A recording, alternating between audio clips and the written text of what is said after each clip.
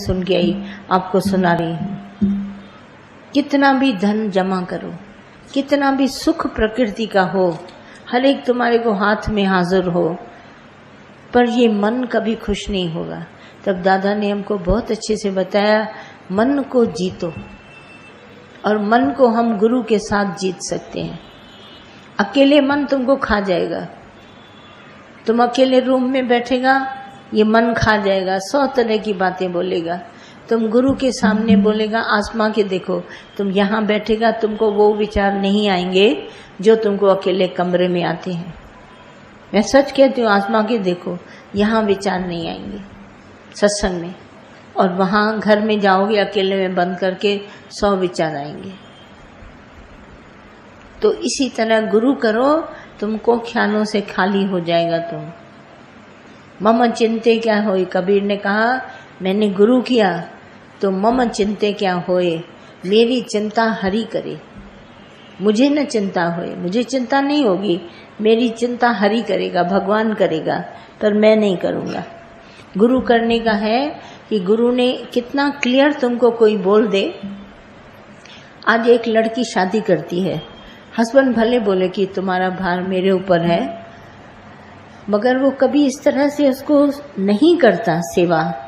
और भगवान श्री कृष्ण ने अर्जुन को बोला, तू मेरी शरणम माम एकम शरणम वर्ज, तो मैं तुम्हारे योग और खेम का भार उठाऊंगा।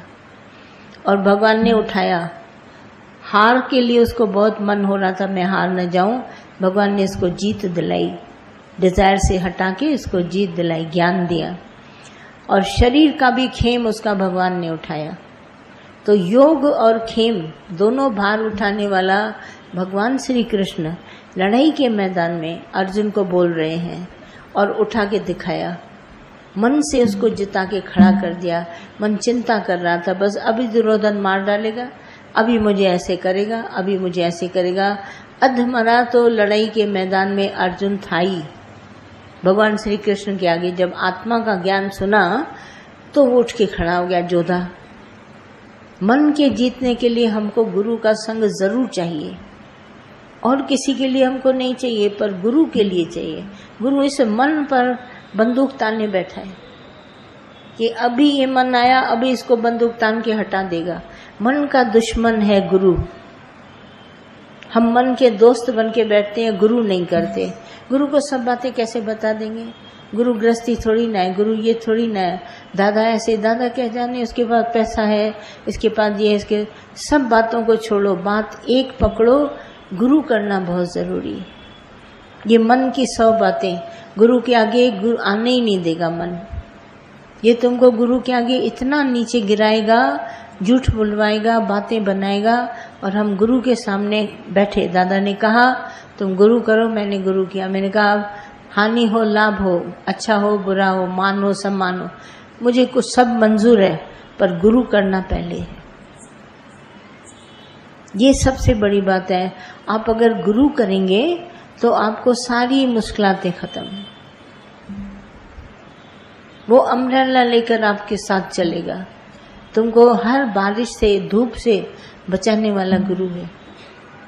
कितना अर्जुन बार बार नीचे गिर रहा था, मैं अभी गया, इतना मायूस उदास मोह में अंधा पड़ा था, पर गुरु ने उसको उठा के खड़ा कर दिया। हे अर्जुन, न तू मरेगा, न तुम इनको मार सकेगा। तुम समझ रहे तुम तीर लगाएगा और ये मरेंगे, तुम्हारे वाले कभी नहीं मरेंगे। न तुम मारने वाला है, न ये मरने वाले हैं। उसको इतना क्लियर ज्ञान बताया। बोलगा समय आया है, ये अपने समय पर पहुंचे हैं, और ये वक्त पर इनका समय जो आया है वो इनको ले जाएगा। बाकी तुम मारने वाला नहीं, और न ये मरने वाले हैं, क्योंकि अजर अमर अविनाशी आत्मा पूर्ण सच्चिदानंद है। शरीर तो सबका जाएगा, शरीर कर्मों का चूल्हा, ये सबका जाएगा। वो आज जाए या कल जाए, समय लिखा के आए हैं। और ये आत्मा है अजर अमर। ये दादा का ज्ञान इतना ऊंचा है, आत्मा अजर अमर बना दिया। दादा स्वयं कहते थे सत्संग के बीच में, मैं न मरबो संसार, जिसको संशय है वो मरेगा। मुझे एकदम बात क्लियर है कि अहम ब्रह्म, मेरे को कोई डाउट नहीं, तो मैं नहीं मरूंगा। बाकी जिनके पास संचय है, कहीं शरीर न मारा जाए, कभी वो न हो जाए, कभी मन न मार दे, बोला वो तुम्हारी बात है, तुम संशय से मरेगा संसार का, बाकी मैं मरने वाला नहीं हूं, न मैं मारने वाला हूं। गीता को पढ़ो अच्छे से, बार बार पढ़ो, तुमको क्लियर ज्ञान आ जाएगा। हमारे माइंड में एक क्लियर थॉट होना बहुत जरूरी। हमारे पास बहुत सारे विचार हैं, बहुत नहीं, एक विचार, ये गुरु का विचार, वो एक है, मैं मरूंगा नहीं, मेरे को कोई ठग नहीं सकता, ना वो मरे न ठागे जाए। और रीजन क्या है इसका? क्योंकि मेरे अंदर में नाम बसता है भगवान का। ना वो मरे न ठागे जाए, जिसके नाम वसे मन माए। हमारे विचारों में सदा ही भगवान है, तो हम नहीं कभी मरेंगे। बोला मरने का सवाल ही नहीं उठता, मैं न मरबो। नहीं तो दादा सत्संग के बीच में ये बात कभी डिक्लेयर नहीं करते कि मैं न मरबो, मरबो संसार, मैं नहीं मरूंगा। तभी गुरु करना एक बहादुरी का काम है। हम मन से अंदर में डर जाते हैं, आज मन 100 बातें बताएगा, तुम ना गुरु करेगा, फिर ऐसा तुमको गुरु बोले, फिर तुम कर सकेगा? फिर गुरु कैसा किया? गुरु बोलता ही कुछ नहीं है, गुरु खुद निराकार के हुक्म पर चलता है। ये तुमको डराता है मन, वो कहता है जैसा भाई हुक्म बना हुआ है। वो हुक्म पर चलने वाला खुद तुमको भी हुक्म पर चलना सिखाएगा। गुरु कभी नहीं कहता तन मन धन से मेरी सेवा करो, कभी नहीं बोलेगा, न तुमसे धन मांगेगा। गुरु पीर भी नहीं अपने को सनाता है, बोला हम लोग दोस्त हैं आपस में। देखो दोस्ती में हम सब कैसे एक फैमिली में जुड़े हैं, न पाँव छूना, न दर्शन करने का, न हम छिप के बैठते हैं, न मैं ऐसा किसी को 4 को बुलाते हैं 4 को नहीं बुलाते, कुछ नहीं, बिल्कुल साफ सुथरा। जो भी आए मिल गया अपने प्यार श्रद्धा से, बाकी कुछ नहीं है। गुरु करने से कभी मत डरो, गुरु केवल तुम्हारे ख्यालों को बदल देगा। पहले से देखो, जब से हमने गुरु और सत्संग किया है तो हमारे विचार बदले नहीं है, बहुत बदले। पहले मरने का डर 100 बार आता था, गिरने का 100 बार, अभी नहीं गिरेंगे। जिन्होंने गुरु किया है वो कभी नहीं गिरते हैं जीवन में, हमेशा आगे बढ़ते रहते हैं। भजन तो आप ही बनाते हैं, आप ही गाते हैं, पर गुरु करना बहुत जरूरी है। सतगुरु करोगे और सच्चा गुरु, और निशानी देखो सच्चे गुरु की, जो तुमको घर बैठे आके मिले, तुमको ढूंढना न पड़े, तुमको ढूंढ ढूंढ के फिरते फिरते गलियों में न जाना पड़े, पर गुरु तुम्हारे को अपने आप ही घर बैठे मिले। ये गुरु है, निशानी है ये गुरु की। तो इसको अच्छी तरह से अंदर में पहचानो। गुरु करेगा तुम्हारा भला हो जाएगा। हम कभी भी दादा का गुरु, आपको बोलते हैं दादा को गुरु करो, दादा कोई तुमको ऑर्डर नहीं देगा, कोई न धन का, न मन का, न तन का। हमारे सत्संग में गुरु वो माना जाता है जिसको तन मन धन पर आंख नहीं है। देख रहे हो आजकल दुनिया के गुरु सब जेल में पड़े। मैंने कहा ये जेल में पड़े, ज्ञान क्या सुनाएंगे तुमको?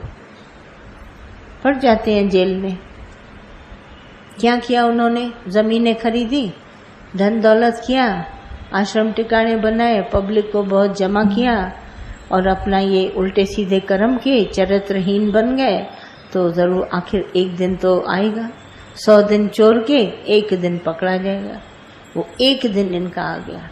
एक गया गुरु, फिर दूसरा गया, फिर तीसरा गया, फिर चौथा गया, फिर 5वां, सब गए। अब गुरु सब पड़ गए जेल में, ज्ञान कौन सुनाए? बाहर जो बचे हैं वो तो गुरु वो हैं जो अपना जीवन निर्वाह के लिए पब्लिक से पैसा लेते हैं। 1-1 रुपया भी लेते हैं ना, 1000-2000 पब्लिक आती है तो भी ढेर सारा धन उनके पास हो जाते हैं। पर हमको गुरु ऐसा चाहिए जो हमारा अज्ञान निवारण करे। अज्ञान हमारे में एक ही है कि मैं ये शरीर हूँ, इसकी निवृत्ति चाहिए हमको। उदाहरण देकर दादा बहुत सारे हमारे को दे करके, तुम शरीर नहीं है, 5 तत्व का पुतला है, इसमें वासा है भगवान का, पानी में, जल में, पृथ्वी में, वायु में, अग्नि में, आकाश में मैं हूँ। बाकी इनसे बना हुआ ये पिंड ये तुम नहीं है। इसमें मूल आधार, प्राणों का आधार मैं, जल का मिठास मैं, अग्नि का तेज मैं, ये सब मैं हूँ, तुम नहीं है इसमें। और तुम समझता है मैं हूँ, मैंने पैसा कमाया, मैंने ऐसा किया, सब नहीं है। कमा के 100 करोड़ रख के गई तो उसके किस काम के? कभी देखो, ये सब आती है ना खबरें, हमारे लिए आती है, हमको सिखा के जाती है। देखो उसको धन कितना कमाया, आज ये सब गुरु जेल में पड़े, कितना कमाया इनको। और जो हम लोग गृहस्थी बैठे हैं, गृहस्थ में दादा ने ज्ञान दिया, वो हमारे लिए अच्छा है। जैसे भी बैठे अपनी प्रारब्ध में, खाते हैं नहीं खाते हैं, रोटी खाते हैं, दाल खाते हैं, कैसे भी खाते हैं, खुश रहते हैं। कभी किसी से बोलते नहीं, कभी नहीं बोलते। जितना भगवान जैसे चला दे, ये शरीर खाने पीने से नहीं चलता है, पक्का लिख लेना डायरी में। ये चलता है नाम सिमरन से। जब भी तुम गोली भी लो ना दवाई की, तो भगवान का नाम लेके लेना। खाना भी खाओ तो भगवान को याद करके खाना, ये उससे चलता है। ये तुम्हारी विटामिन और फलानी दिमागी बातों से नहीं चलता है। तो 1 मिनट में अभी तुम कितना भी दूध पी लो और ख्याल कर लो उल्टा, वही चिंता में खत्म हो जाएगा। ये लगेगा ही नहीं शरीर को। इसीलिए गुरु करो। गुरु तुम्हारे को हर समझ तुमको अंदर देगा। स्वामी बोधराज तो छिप छिप के अपनी किताबों में श्लोक लिख के गए। बोध अंदर जो दिए उपदेश, तुमको अंदर में कौन उपदेश सुनाता है? सही सुनाने जी वो दरवेश है। वो अंदर तुम्हारे बैठकर तुमको ज्ञान देता है। बाहर से गुरु ज्ञान कभी नहीं देता है, तुमको भीतर ज्ञान देगा। अपने आप ही तुमको समझ आएगी, मुझे ऐसे चलना है, मुझे ऐसे चलना है, मुझे ऐसे चलना है। गाइडलाइंस, गाइडेंस है गुरु की। गुरु सही कहता है, जिंदगी में ये बात सदैव मेरी याद रखना, दादा ने मुझे सिखाया, मैं आपको बता रही हूँ। सारी जिंदगी में कोई भी तुमको मिले, दोष कभी किसी का देखना नहीं, कभी न देखना। और मरते दम तक भी किसी का दोष नहीं देखना। ये निर्दोष है, सारी पब्लिक निर्दोष है, इसमें किसी में भी कोई दोष नहीं। और हम घरों में बैठ के दोष लिखते हैं, गलतियां निकालते हैं। हम बड़े दोषी हैं जो हम दूसरों की गलतियां पकड़ते हैं। दोष किसी में भी नहीं है। गुरु नानक साहब ने बोला, मनुष्य की देह भले है पर दोष न जानो मानुष देहा। मनुष्य की देह है पर इसको चलाने वाला मैं हूँ। तुम अगर इसमें से दोष निकालता है तो वो दोष मेरे से निकाला। उसकी नाक बड़ी है, उसकी आंख छोटी है, वो ऐसा देखने में बोला दोष निकाला ना, तो मेरे में निकाला, क्योंकि बनाया तो मैंने है। माना मेरे से दोष निकालते हो। बोला वो स्वभाव भी अपना बीज में लेके आया है, जैसा जैसा सीड वैसा वैसा उसका स्वभाव। अब जब हम सीड ही लेके आए हैं इस तरह का, तो हम क्यों बोले इसका स्वभाव ऐसा, उसका स्वभाव ऐसा। अगर घर में किसी का दोष देखा और भगवान नहीं देखा, तो तुमने अपने लिए खटिया खड़ी कर दी। तुम्हारे में 100 दोष आ जाएंगे। कभी किसी का न देखो। ग्रस्त बनेंगे तब जब हमारा दादा का ज्ञान तुम्हारे अंदर जाएगा। किसी में भी दोष नहीं है, सब हमारे अपने प्यारे स्वरूप है। मेरा ही है रिफ्लेक्शन उसमें। मैं कभी दोष न देखो, दोष न देखो। मनुष्य की देह उसकी भी है, हमारी भी है, पर दोष न देखना। दोष देखा माना तुम पकड़ गया। निर्दोष है, हम सबको चलाने वाला भगवान है। हम अपनी मर्जी से कुछ नहीं कर सकते। मनुष्य के कुछ नहीं हाथ, मनुष्यों के हाथ में है कुछ नहीं। तो तुम बोलेगा उसने उसको मार दिया, उसकी बेइज्जती कर दी, नहीं, किसी के हाथ में है ही नहीं जो मेरी बेइज्जती कर दे, मेरे को ऐसा कर दे। अरे हो ही नहीं सकता। दोष न जानो मानुष्य देहा। मनुष्य की देह भले है पर दोष नहीं है किसी में भी। अपने घरों को स्वर्ग बनाओ, भगवान देखो, गुरु करो। नहीं करोगे ये सब घर तुम्हारे तितर बितर हो जाएंगे। छोटे छोटे बच्चे बेचारे माँ बाप के बिना पैसे जाके वो कमाते हैं। छोटे छोटे बच्चे घर में ना उनको माँ मिलती है ना बाप मिलता है। आता है खाली घर मिलता है। पहले हम देखते थे ताले की चाबी एक बनती थी, कभी घर से सब निकलते थे तो ताला लगता था।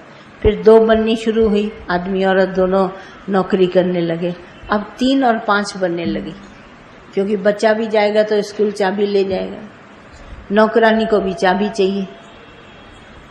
कोई भी आता है नौकरानी, उसको भी चाबी, चाबी है मेम साहब दे गई है, हमको काम करके जाना है। 4-5 चाबियां एक ताले की।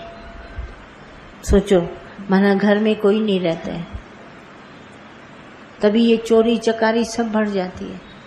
अकेले अकेले सब बैठे, तभी हम लोग तो घर कभी छोड़ते ही नहीं थे। एक बड़ा तो घर में होता ही होता था।